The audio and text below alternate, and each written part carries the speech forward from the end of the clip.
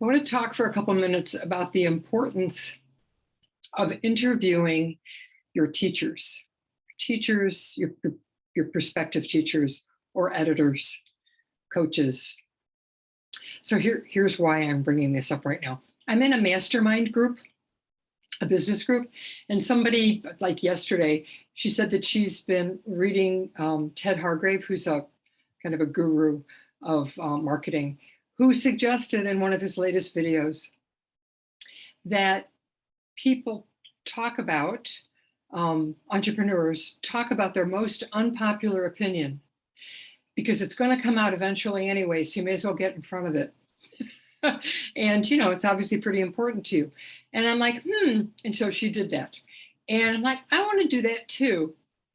And here's my unpopular opinion, I think it is, which is just because someone is a famous writer does not mean they are a good teacher.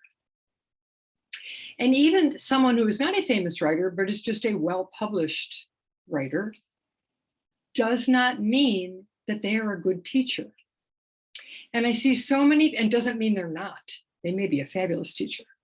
But the point being that these are different skill sets, completely different skill sets.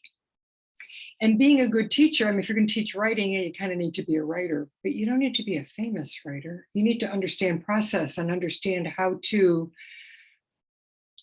assist other people in discovering their strengths and their voice, all of that. Okay, different video. Point being, they're different skill sets.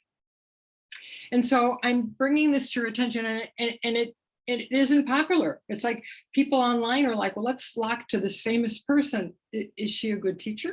Do you have a way of interviewing her, of talking to her, of talking to other people about, was this a good workshop? Is it good? Is she a good teacher? So here's a very short story.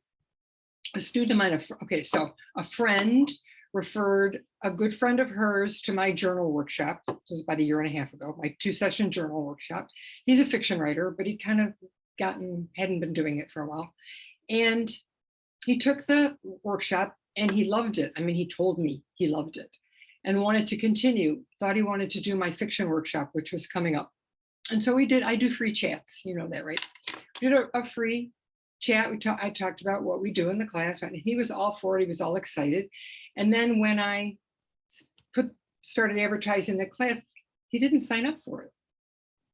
And I found out later through my friend, it wasn't a secret, that he really wanted to take it, but would have to do it the next time because he was involved in another workshop at the time. I'm like, oh, okay, whatever. I didn't know what that meant.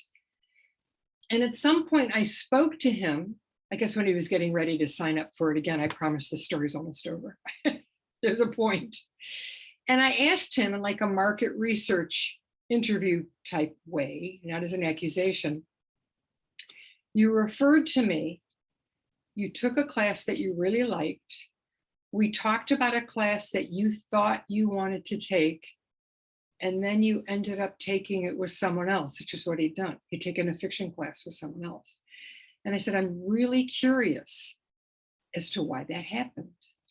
And he said, the name. And it wasn't the name of the writer, who was not known.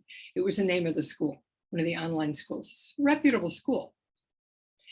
But that's why he did it. I said, so even at what? So how was the class? I hated it. She didn't know how to teach. So she's published a few novels and is a lovely person and did not know how to teach. And I said, oh, well, that's too bad. And then he took my workshop. So this isn't a sales pitch. Well, it kind of is, but it's just to say, so even interviewing me wasn't, but he came back to me after realizing that a name doesn't necessarily mean anything. So that's my unpopular opinion, because when you put it out there, it can sound self-serving. You know, I'm not a famous writer. Sorry, my bra strap's showing here. I'm not a famous writer, but take my class anyway. And that's not really what I'm saying. I'm saying interview your people that you're going to be hiring to help you, and make sure that you have a good chemistry, a good connection. That person works the way you like to work. and perhaps that person who's going to push you past your comfort zone. That's why a lot of people work with me, because I do that. Don't just go with the name of the school, the name of the organization, the name of the writer. That may or may not mean anything. So that's my unpopular opinion that I am asking you to consider. And just remember, we can do a free chat anytime you want about how I might be able to help you with your writing, fiction or creative nonfiction, memoir, and other creative nonfiction. So I'm Pam Sorellis of Winged Horse Writing Studio, and I help writers lift their voices. If you go to my website, Winged Horse Writing Studio, I have two, wingedhorsewritingstudio.com, you can find a way to sign up for a free chat. And I look forward to speaking with you. Talk to you later.